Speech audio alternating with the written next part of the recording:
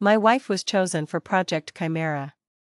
She and 4 others would represent all of humanity, piloting a starship out of the solar system. From launch to return, everything was supposed to be live-streamed. 3 months later, the signal abruptly cut out. The livestream showed nothing but static. The official report said a meteorite strike caused an explosion, and all 5 crew members were lost. But that very night, my wife, Chloe, burst into our living room, covered in blood, and screamed at me. "Run! Who are you?" My scalp tingled. My mind a complete blank. Ever since Chloe had been selected for Project Chimera, I, as her husband, had been filled with pride. I spent nearly 24 hours a day in the livestream chat. I watched her leave Earth with my own eyes, saw her venture into space, and turn to dust in the distant void. "Ethan, I know this sounds unbelievable," Chloe said, grabbing my hand, "but you have to believe me. I'm really Chloe." Her hand was as cold as ice. Seeing my disbelief, she pressed on. "Your birthday is June 30th. Your favorite food is barbecue ribs. We first met on the subway when you accidentally spilled coffee on my shirt." Chloe rattled off a stream of things only the two of us could possibly know. That's what finally convinced me she was Chloe. Not some stranger who just looked identical to her. But even if she had miraculously survived the accident, she should have been light years away. How could she have returned to Earth in an instant? How did you get back? It's a long story, and there's no time to explain, Chloe said, grabbing a pen and paper. You need to remember every single word I'm about to say. She scribbled down one set of coordinates after another. As she finished the last one, her expression twisted in agony. "Remember, Ethan, you have to take my body to these places, in this exact order." Before I could ask any questions, her skin turned from a pale yellow to red, then from red to a deathly white, finally becoming as transparent as glass. Her blood vessels were clearly visible, and the liquid flowing through them was a sickening dark green. "Run, Ethan. You're the only one I trust," she gasped. "They'll definitely come for you. Don't let them catch you." Chloe died. After her last words, she coughed up a mouthful of blood and stopped breathing. Even more bizarrely, when the dark green blood hit the floor, it instantly evaporated, leaving only a small, corroded pit. Paradoxically, her body was now intensely cold, almost enough to cause frostbite. Just then, a knock sounded at the door. "Hello? Is Mr. Ethan Hayes home? We're from Aura. We'd like to ask you a few questions." A cold sweat broke out on my skin. Chloe's dying words, "Someone will come for you." Could she have meant Aura? "Mr. Hayes? We know you're in there. Please cooperate and open the door. Thank you." The knocking grew more urgent. "Mr. Hayes? Please cooperate with our work. Now." They were practically pounding on the door. With no time to think, I had to hide Chloe's body. Surprisingly, the corpse that should have been heavy felt as light as a feather. I dragged it with just one hand. After stashing the body, I straightened my clothes and opened the door. 4 people stood in the hallway. 1 woman and 3 men, all in white lab coats. I was instantly on high alert. The 3 men were clearly trained professionals. Even their loose coats couldn't hide their muscular builds. After they entered, the woman sat with me on the couch. Two men stood guard, one in front and one behind us, while the fourth stood by the door. They were clearly prepared for anything. I didn't dare to guess what the bulges under their coats were. Mr. Hayes. First, on behalf of Aura, we want to express our deepest condolences for Chloe's sacrifice. The woman began. Chloe is a hero to all mankind. Believe me, our grief is as profound as yours. I nodded my thanks, my heart still pounding. Sure enough. Her tone shifted. Mr. Hayes, did you experience anything strange today? Strange? No. Nothing at all. The woman frowned. Ethan, we don't like people who lie. I felt my heart leap into my throat. But all I could do was feign ignorance. Lie?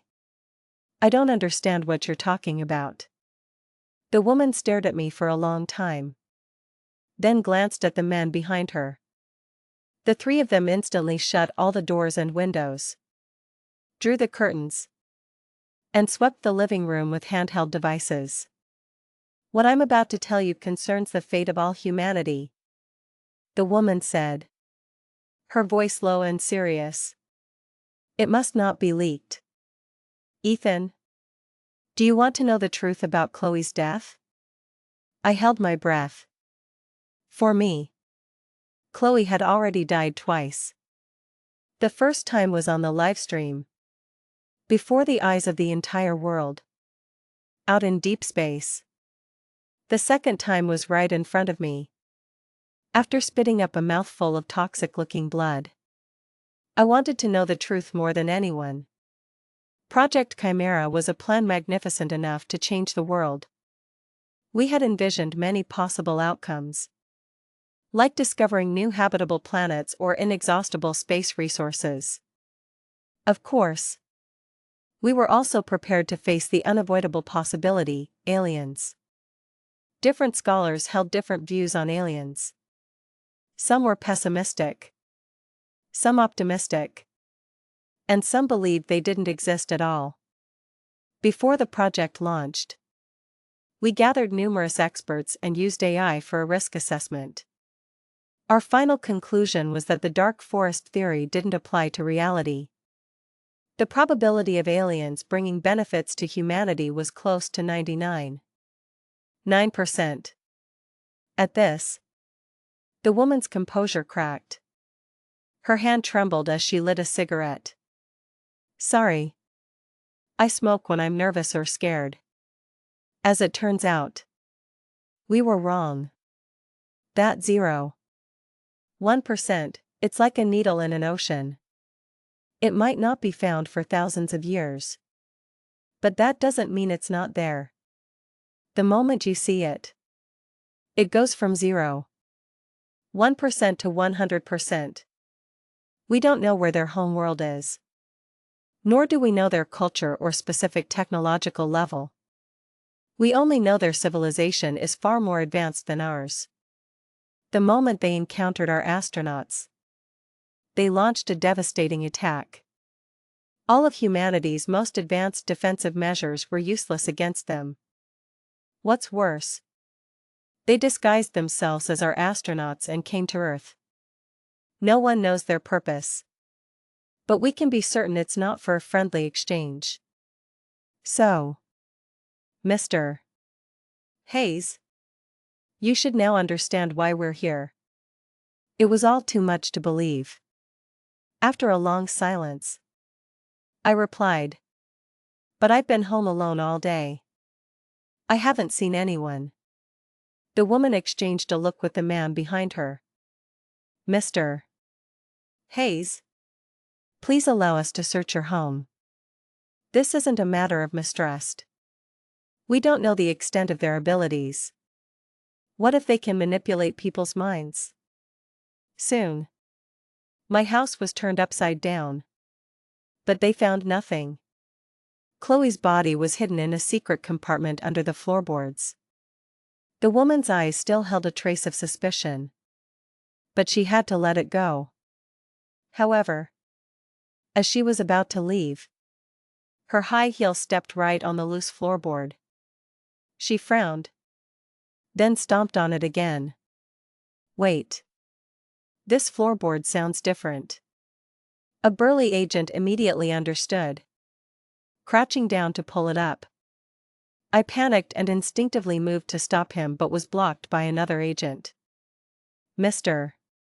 Hayes, the woman said grimly. This is a matter of great importance. Please cooperate.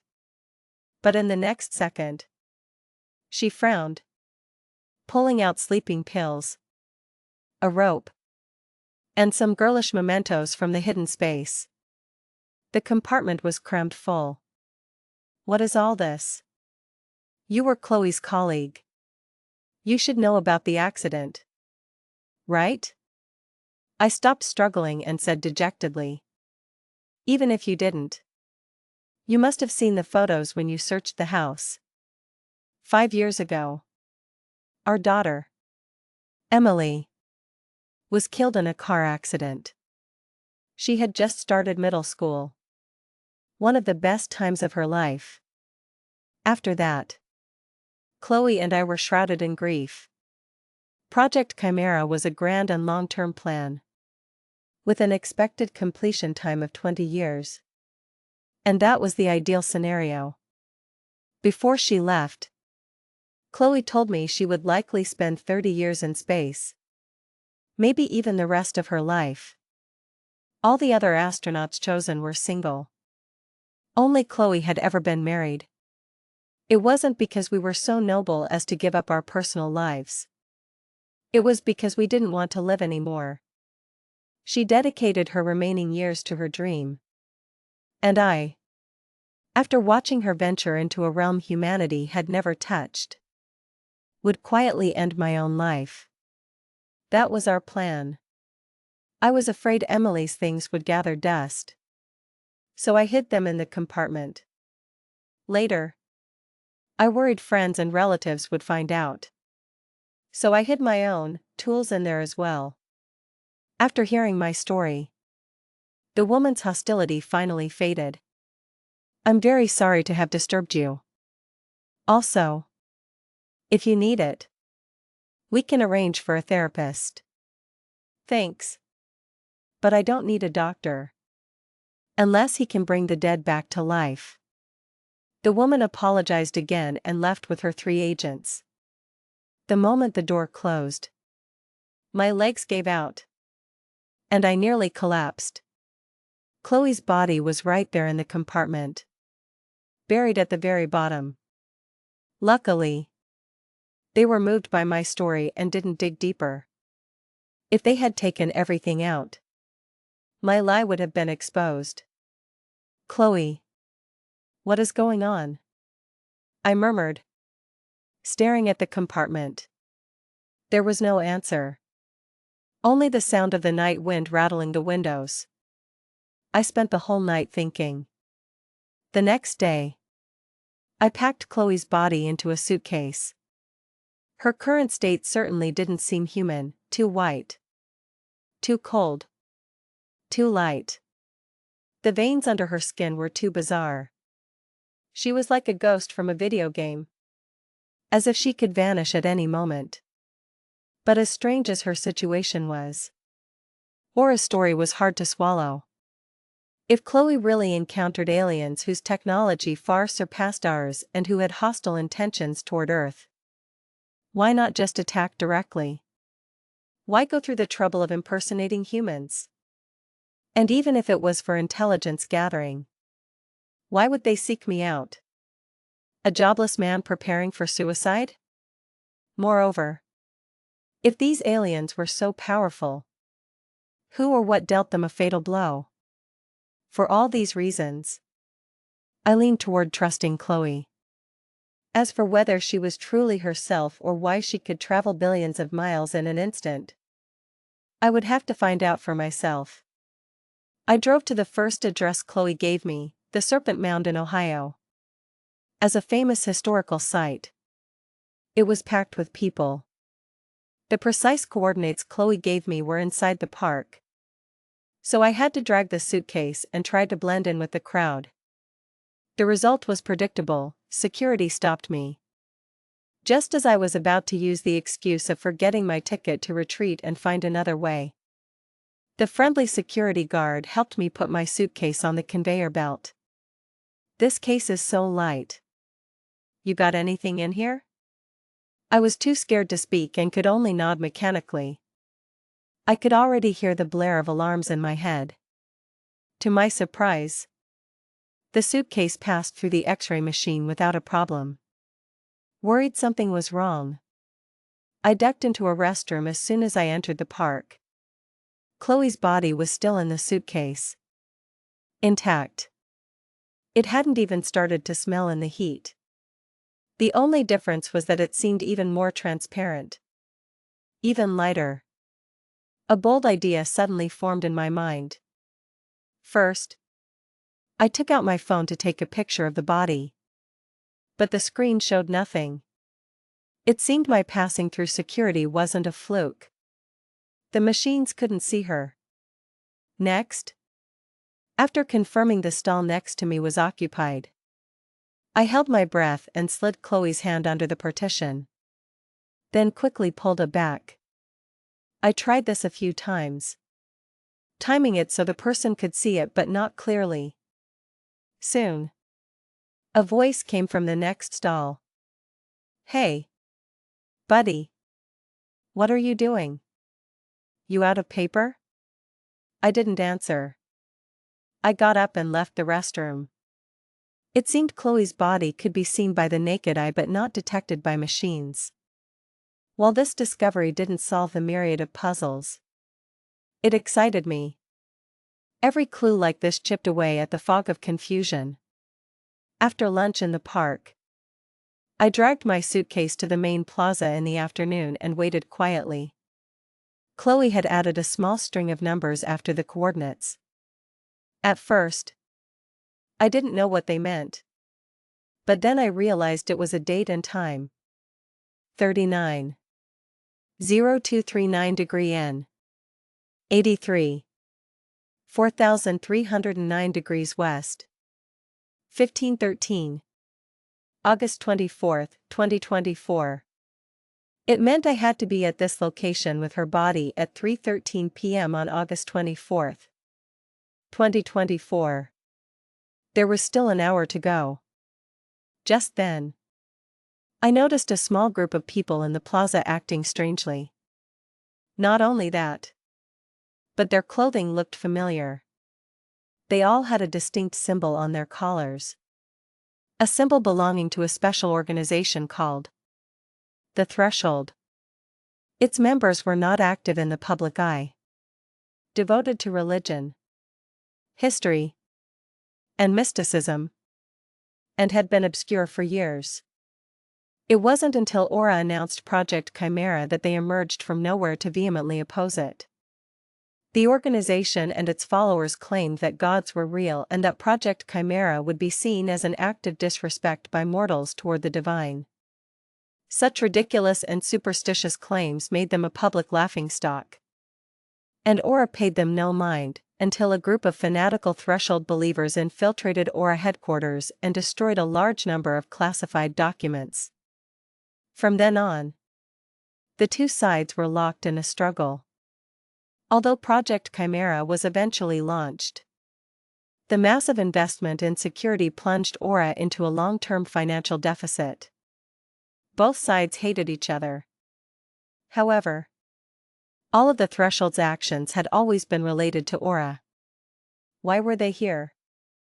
As I was thinking, several Threshold members suddenly lunged at an innocent tourist. They dragged him to a corner, checked him over, then gave him some money and let him go. The scene wasn't violent, but it sent a chill down my spine. Because that tourist, like me, was pulling a suitcase. I found a place to hide. There was no doubt the Threshold members were here for Chloe. They were targeting tourists with large bags or suitcases. Beyond that, they must have known something else. Because the closer it got to the time, the more nervous they appeared. Finally, at 3:08 p.m., a large group of people suddenly surged into the plaza. They roughly pushed aside tourists and occupied the center. These people were astonishingly strong, easily shoving others several feet away. Tourists stopped to watch, curious. Under everyone's gaze, they formed a neat line facing the mound. At 3:12 p.m., they all knelt in unison, kowtowing toward the effigy. Their movements were so synchronized that many onlookers thought it was a performance and began to applaud. Then, they stood up, grasping their left arms with their right hands. They chanted, "God said, mankind needs luck. And so we were given our left hands. Today, we return them here." As the words fell, these people simultaneously ripped off their own left arms. Then, waving their severed limbs, they used their fingers to puncture their own throats. From standing up to collapsing, the entire process took only 5 seconds. There was no hesitation, no fear. In stark contrast to the gushing blood was the calm expression on their faces. It was as if they felt no pain or terror, walking toward death as naturally as eating when hungry or drinking when thirsty. The previously peaceful plaza instantly became a river of blood, littered with bodies. Amidst a scream, the horrified tourists finally snapped out of their stupor and fled in terror. In the chaos, I saw that the blood on the ground wasn't flowing randomly. It converged into crimson streams, flowing against gravity up the grassy slope, pooling before the serpent effigy. The green, grassy mound gradually turned blood red. It came alive. Its unsettling head turned eerily until its eyes met mine. A golden light shot out from its bulging, massive eyes, landing directly on my suitcase. "He's over there," someone shouted. The Threshold members hadn't panicked at the bloody scene, nor did they pay any mind to the terrifying effigy. Instead, they swarmed toward me. Seeing this, I grabbed my suitcase and ran. Luckily, the scene was chaotic. Though I was jostled and dizzy, the Threshold failed to catch me. After breaking through the crowd, I got back to my car, avoided the congested main roads, and sped away on a side path. Only after confirming no one was following did I ease off the gas and let out a long breath. I glanced at the time. It was 3:41 p.m. Less than half an hour had passed since the incident. But for me, it felt like a century. The worldview I had relied on for decades had now crumbled. I could feel the world before me becoming strange and dangerous. And I was like a lone boat, helpless, liable to be swallowed by a violent current at any moment. "Chloe, what on earth did you go through these past few months? Do you have any idea what happened at the place you sent me? People died. So many people died. And that statue, it was definitely trying to kill me." I buried my head in the steering wheel in despair. What do I do now? What am I supposed to do? Say something. Of course, I knew no one would answer me. Thump. Thump. Thump. I froze. The sound was coming from the passenger seat, where I had placed the suitcase containing Chloe's body. I slowly turned my head. Thump. Thump. Thump. I wasn't hearing things. I wasn't seeing things. The sound was coming from inside the suitcase. My scalp went numb.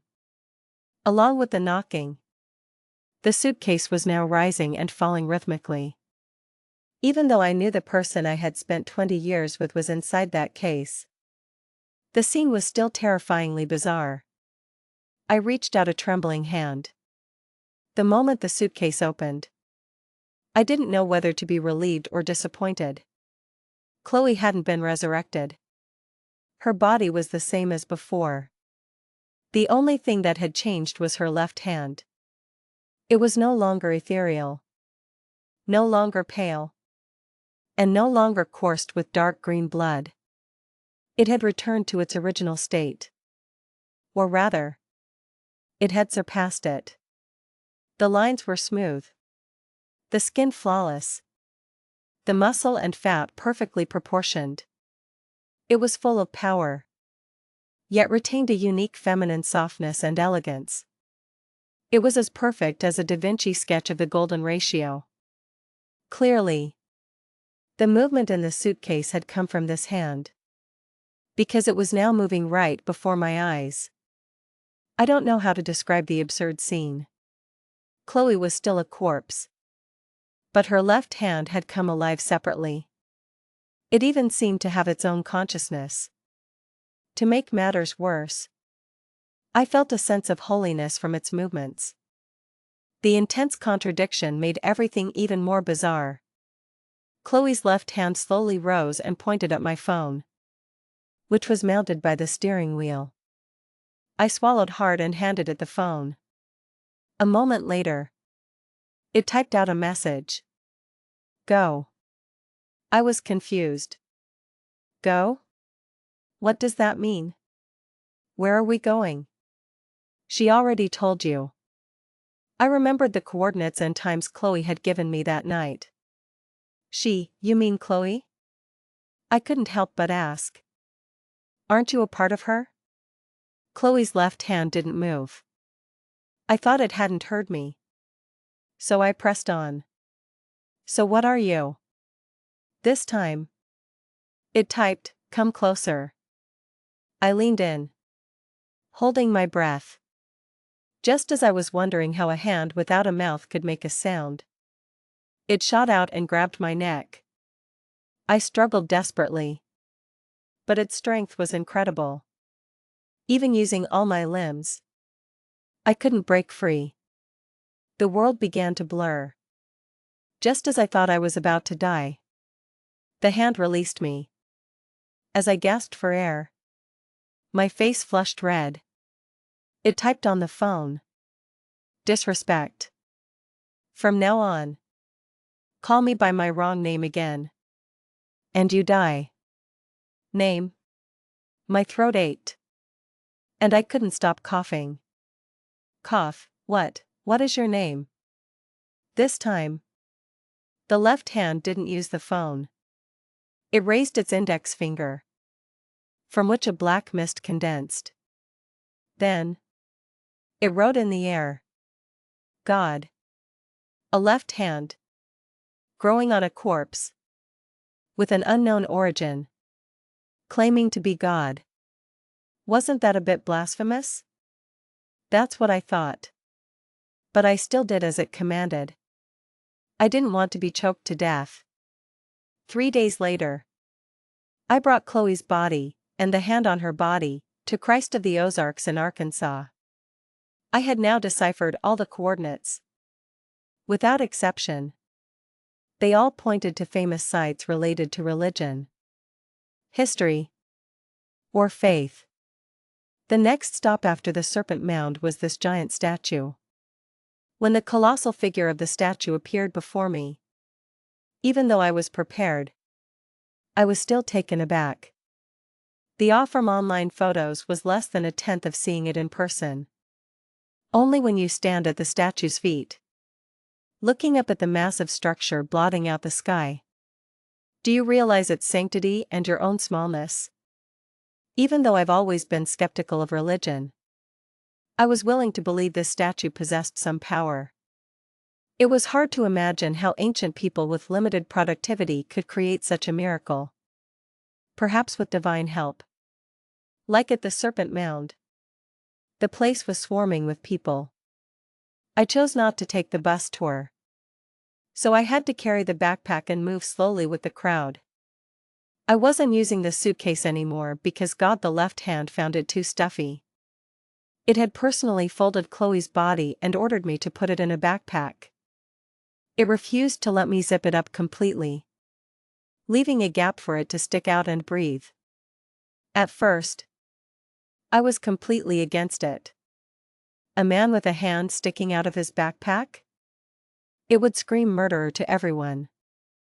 But surprisingly, as I walked nervously through the streets, none of the thousands of tourists seemed to see it. It appeared that only I could see this self-proclaimed God hand. Soon. It was 2:15 p.m. A group of people appeared from nowhere. Climbing over railings. Breaking through barriers. Jumping onto the statue's shoulders. And then climbing to its head. Their risky actions caused tourists to scream. The guards reacted quickly, moving to apprehend them. But it was too late. The dozen or so people standing on the statue's head grabbed their right arms with their left hands. God said, "Mankind needs strength." And so we were given our right hands. Today, we return them here. Even though this wasn't the first time, my heart still pounded when I saw their actions. This time they didn't cut their own throats. Instead, they leaped from the top of the 66-foot-tall statue. One after another. Flowers of blood bloomed on the statue's massive base. The scene erupted into chaos again. Amid the panicked screams of the tourists, I saw the statue's head move. It perfectly blocked the sun, casting me in its shadow. A golden light shot from its placid eyes, shining onto the backpack on my back. In an instant, I felt the weight on my back increase. Something struggled to emerge. I turned to see a right hand.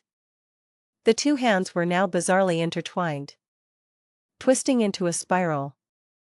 At the end of the spiral, the 10 fingers bent back grotesquely and burst open, forming a blooming flower. Then the flower withered, and the two hands spun apart, returning to normal. The newly formed right hand slowly raised its index finger and wrote in the air, "My name is Christ." These two bizarre encounters not only overturned my worldview but also gave me a rough theory. The first time it was the left hand. The second, the right. These bloody rituals seemed to be giving Chloe a new body. I just wasn't sure if the final resurrected being would be the same person. Fortunately, the third location was far to the north, with a 2-week interval, giving me enough time to think about my situation. On the drive north, I observed the left hand and the right hand. They didn't give me a friendly vibe at all. Their attitude toward me was always condescending. Nothing but commands. What puzzled me more was that while Chloe's legs, torso, and head could be seen by others, only I could see these hands. It often made me feel like I was dreaming.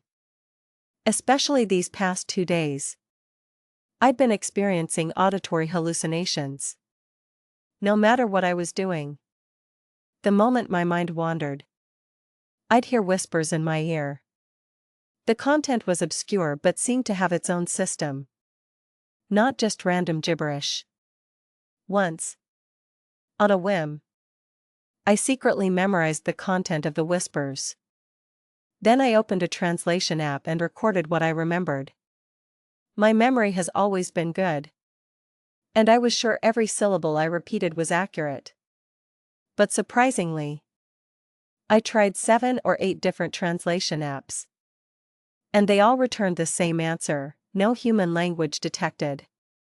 This baffled me, as I had heard repeated sounds and similar sentence structures in the whispers more than once. These strange experiences made me doubt what I was doing. But it was Chloe's dying wish. And I was terrified of the hands. So I could only grit my teeth and continue. The night I left Arkansas, I had a nightmare while resting at an interstate service station. In the dream, I walked into a magnificent cathedral. From the outside, it looked as large as a small mountain. Inside, the service had already begun. People sat in pews on either side, singing hymns led by a choir. Then a pastor stood at the pulpit, reading from the scriptures. After both the Old and New Testaments were finished, the pastor blessed the congregation in the name of God. And everyone recited the Lord's Prayer. Then came the blessing of our Lord Jesus, the collective Amen, and receiving communion. By the time the ceremony was over, it was evening.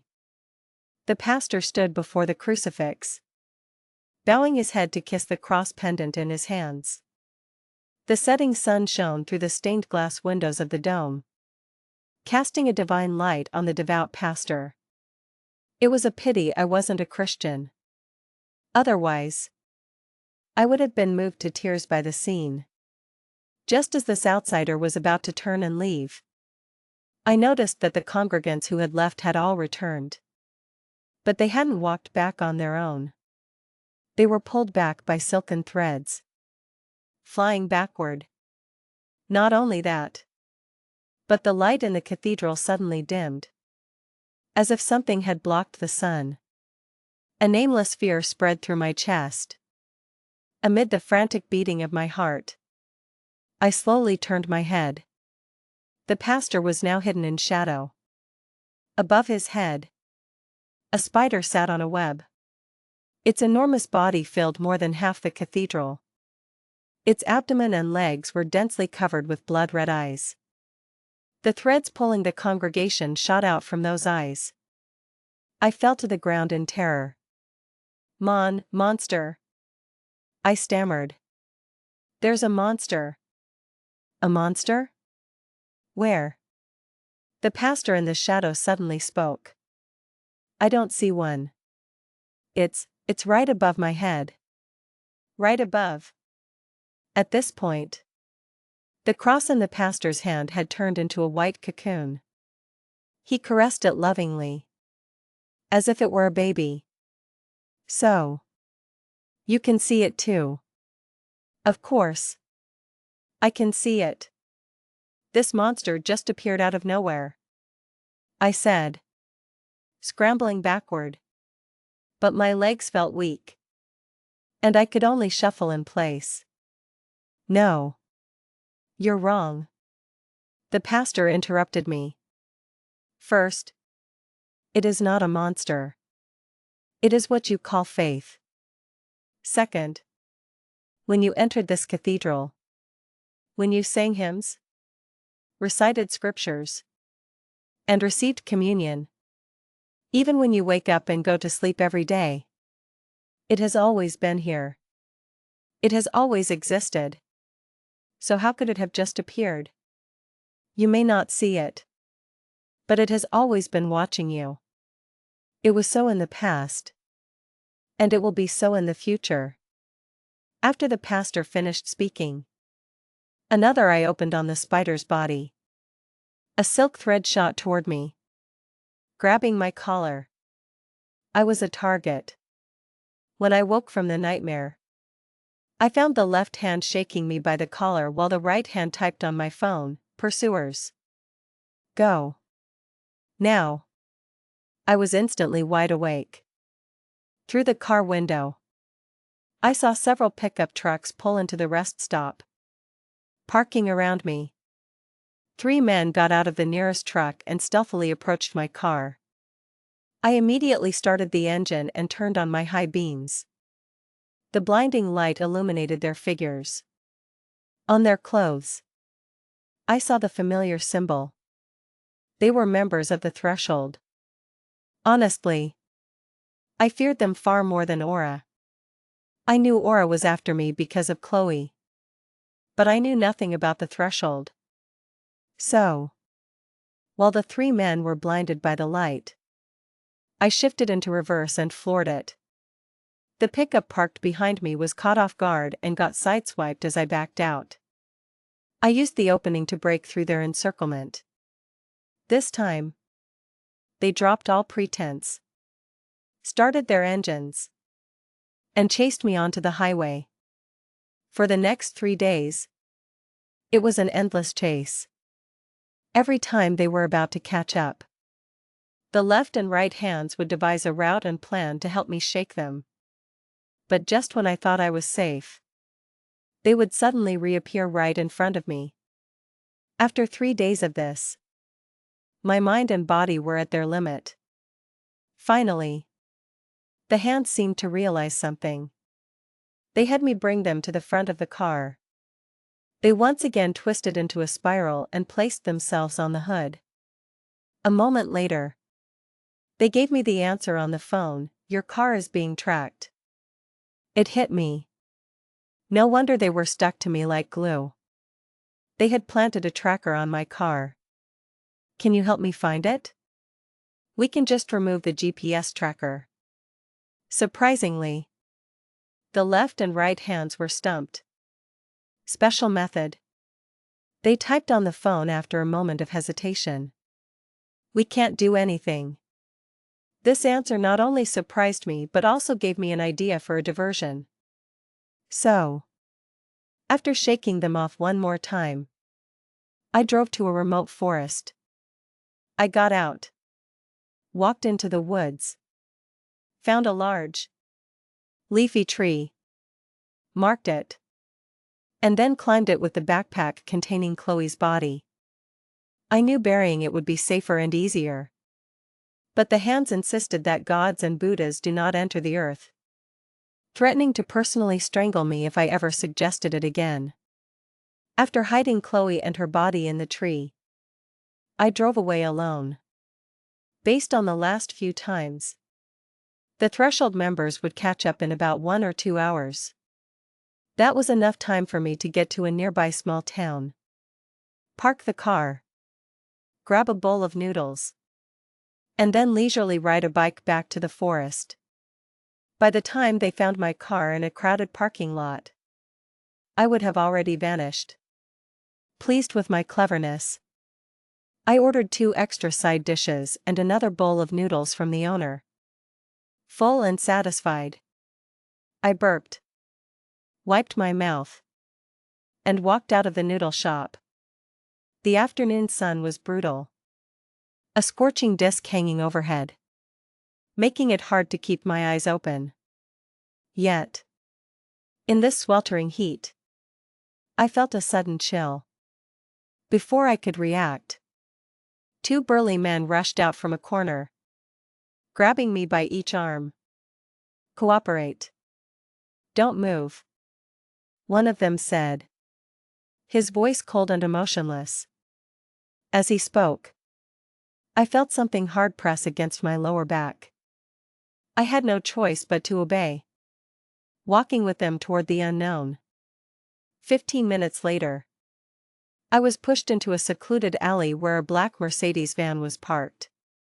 The door slid open, and a familiar figure appeared before me. White lab coat, high heels, it was the woman who had come to my house. "Long time no see, Mr. Hayes," the woman said with a smile. Her smile was intellectual and gentle, yet it sent a shiver down my spine. "It seems you've forgotten something I said. We at OR really hate liars." Naturally, I was taken away. But our destination wasn't OR headquarters. It was a secret base not far from it. According to the woman, the base was built for Project Chimera.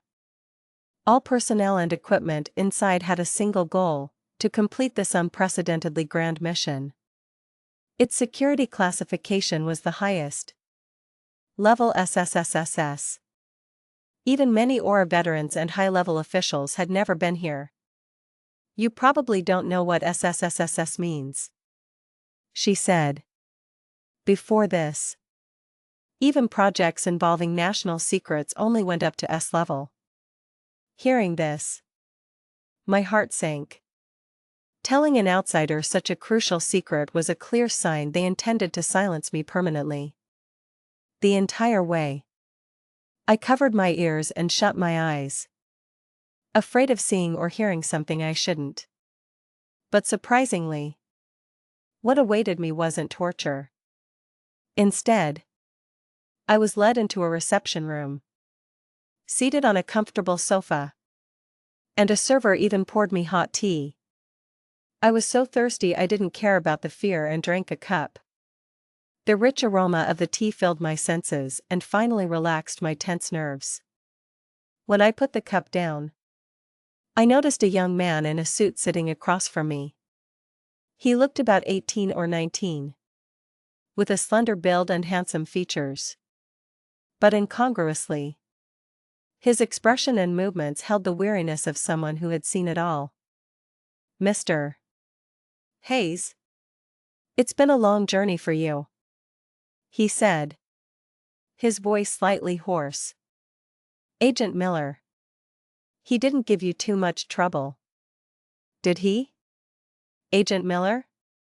The woman behind him, whom he called Agent Miller, smiled. "He means me." I was incredulous. The two of them, one looking mature and intellectual, the other young and fresh-faced, how was their seniority reversed? "What's wrong? Are you tired? Not feeling well?" "No. No," I said with an awkward laugh. "I just didn't expect you to call her Agent Miller." "You jest. I was born in 82. She was born in 90. So in that sense, wait. Born in 82? You're 42 this year?"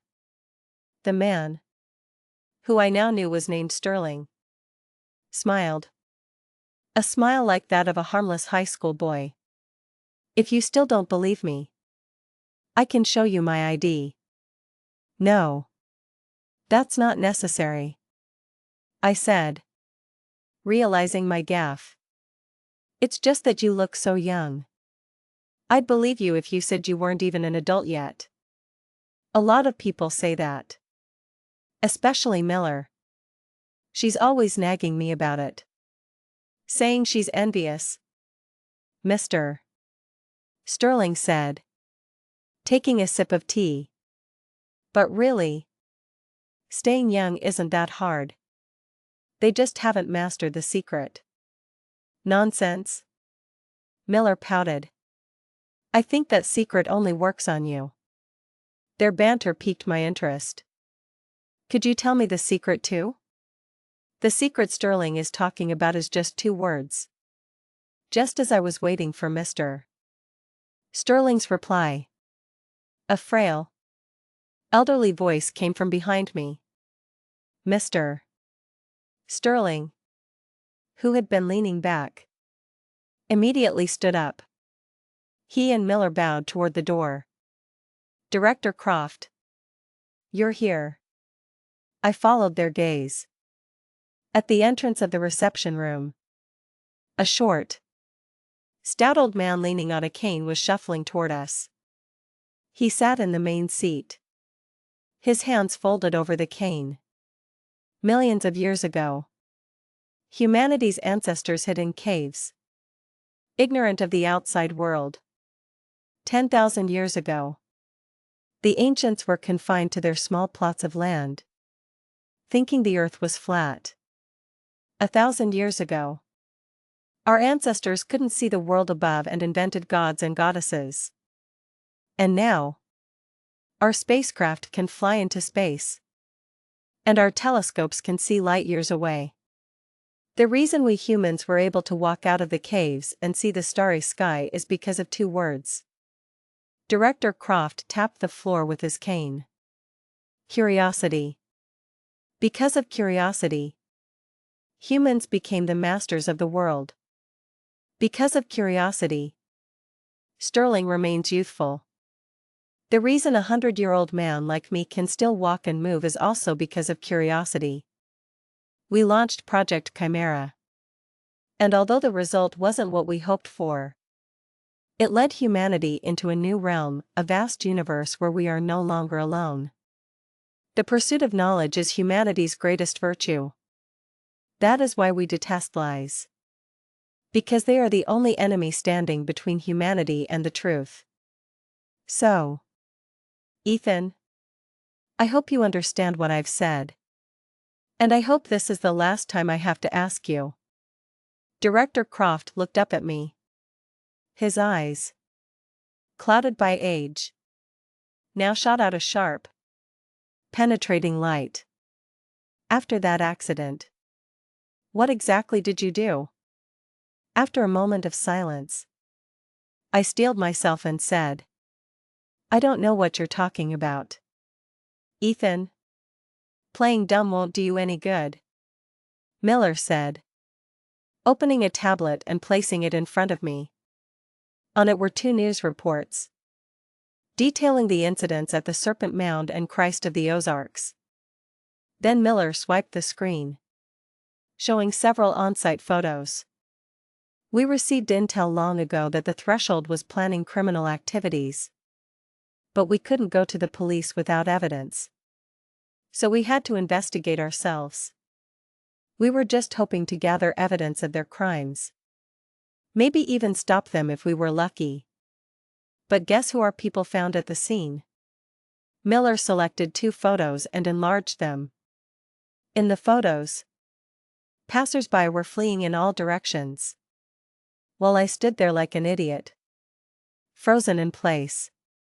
Ethan, you were present at both incidents. You can't deny it now. Can you? If you truly knew nothing, why would you be there? And why was your reaction so different from everyone else's? Miller's words shattered my last shred of hope, completely defeating me.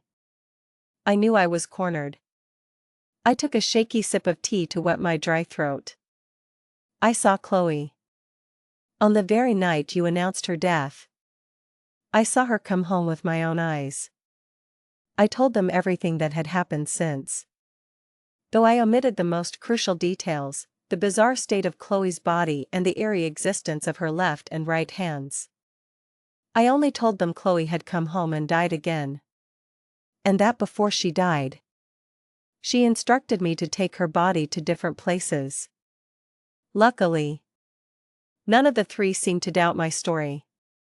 Then, Ethan, please tell us where you hid the body, Director Croft asked. I didn't answer immediately.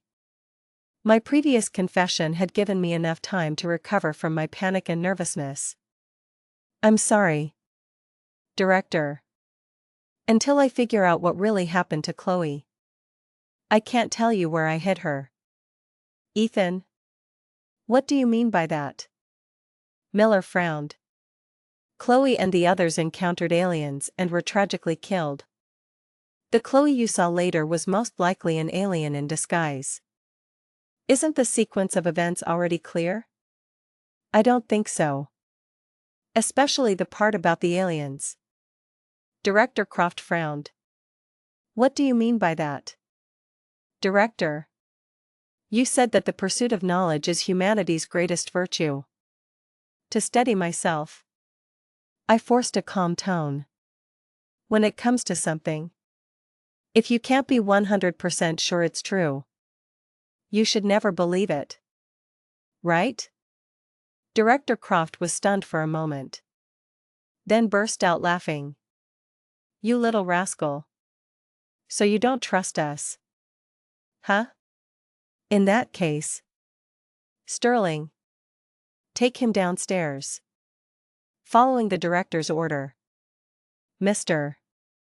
Sterling and Agent Miller led me out of the reception room and into an elevator. After about 15 seconds, the elevator stopped on the 2nd floor. The doors opened to a clean, bright corridor. The hallway was extremely long, lined with all sorts of rooms on both sides. The three of us walked for a while before stopping at a door. The door looked ordinary, but opening it was incredibly complicated: fingerprints, retinal scans, facial recognition, passwords, a whole series of verifications. When Mr. Sterling finally opened the door, a blast of frigid air hit me. "Why is it so?" Shivering. I was about to complain about being in a walk-in freezer when I noticed the walls and ceiling had no vents. The small room contained 4 beds, and on each bed lay a body. The bone-chilling cold was emanating from these 4 corpses. "You should prepare yourself," Mr. Sterling said, patting my shoulder before walking over and pulling back the sheet covering one of the bodies. My worst fear had come true. The 4 bodies belonged, without a doubt, to the other 4 astronauts from Project Chimera. What was worse, they were all just like Chloe, white to the point of being transparent, cold enough to freeze, with dark green blood solidified in their veins. The only difference was that while Chloe had died from coughing up blood, they all had clear, fatal wounds. I mustered my courage, walked forward, and reached out a hand. In the piercing cold, I made a despairing discovery. They were just as light as Chloe. I could lift one with a single hand. What in the world is going on?"